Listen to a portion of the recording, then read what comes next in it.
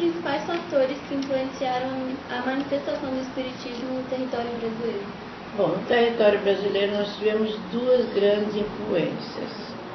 Quando falamos espiritismo, a gente tem que englobar o africanismo, que foi a grande influência nessa nossa terra, vinda dos escravos que vinham negreiros para trabalhar na nossa terra, e vinda dos portugueses, muito católicos, trazendo essa religião para o nosso povo, e dos índios colonizados por ele. Então houve o sincretismo, e aí nasceu a Umbanda, eles trouxeram o Candomblé para essa terra, e daí nasceu a Umbanda. Isso é espiritismo? Não, é africanismo, mas que chamam também de espiritismo.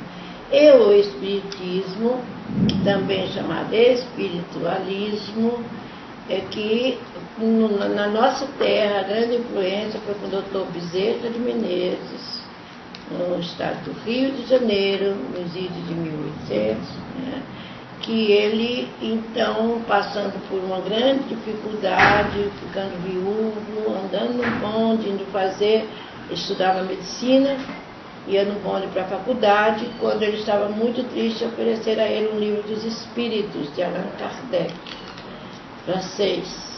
E ele, lendo esse livro, ele se interessou pela doutrina espírita e começou no nosso país, assim, grande influência no Rio de Janeiro e em todos os outros estados, e ele foi o fundador da Federação Espírita Brasileira.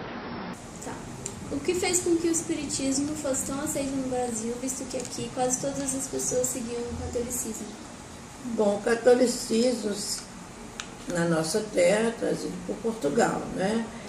E o que fez foi com que as pessoas começassem a sentir muita necessidade de terem mais respostas do porquê da vida, do porquê da dor, do porquê de muitos sofrimentos nesse nosso planeta Terra. E a doutrina espírita respondia a muitas dessas perguntas pela ciência, pela filosofia e pelas leis morais, religião. E a religião católica maravilhosa, mas com muitos dogmas, muito engessadas em certas respostas que não estavam satisfazendo muitas pessoas. E aí começaram buscas. E a busca é de estudo, de pesquisa, de provas. E qual foi a reação das pessoas quando começaram a aceitar que espíritos existem e estão muitas vezes interagindo conosco? Isso foi uma coisa que já tinha um pouco de costume pela própria Umbanda, né? Pelo próprio Candomblé, que tem as que chamam incorporações, né? Eles já viam a presença de espíritos que respondiam perguntas feitas por eles, que já tinham tratamentos. Então isso foi uma coisa um pouco natural. Eles já tinham esse costume, embora a doutrina espírita seja muito a parte de filosofia, de ciência, de religião também muito forte. Então já veio uma mudança gradativa, que eu digo que nem é mudança, é simplesmente estudo para entender os fenômenos científicos da mediunidade. Qual o papel do espiritismo na vida das pessoas? O espiritismo ele traz muito a questão de respostas para perguntas que muitas vezes a gente não tem. Então ele acaba trazendo um acalento para quem sofre. E aí quando a gente entra em contato com a amplitude que é o espiritismo, a gente acaba se apaixonando. E aí isso acaba fazendo parte de todas as fases da nossa vida, do dia a dia mesmo. Porque o tempo inteiro a gente tem um direcionamento do que fazer e como fazer, sabendo que a escolha é nossa e que a gente vai ter a oportunidade de ser melhor depois. E como os espíritas reagiam ao preconceito sofrido no Brasil? O preconceito ele existe ainda em algumas castas da sociedade, vamos dizer assim. E a gente lida muito assim com o preconceito, respeitando a opinião dos outros. A gente entende que preconceito é algo que é um conceito pré-formado de algo que a gente não conhece. Então a gente acaba não julgando e não agredindo as pessoas. A gente acaba entendendo por que elas fazem isso. Então, na verdade, o espírita não faz nada. Ele mais que ele pode fazer é orar pela pessoa para ver se ela pode deixar e quebrar essas correntes do preconceito. Existe algum lugar onde os espíritas são proibidos de frequentar ou algum tipo de coisa que não tem permissão para fazer? Que a gente é proibido de frequentar? Não. Existem algumas igrejas evangélicas que não nos veem com bons olhos, mas acaba que não nos proíbe de entrar, mas não tem essa questão de proibição. Agora, a gente é proibido de fazer é usar os conhecimentos para a gente ter ganho próprio, porque o Espiritismo, ele é além de ser uma religião, ele é uma filosofia e a gente também considera como uma ciência.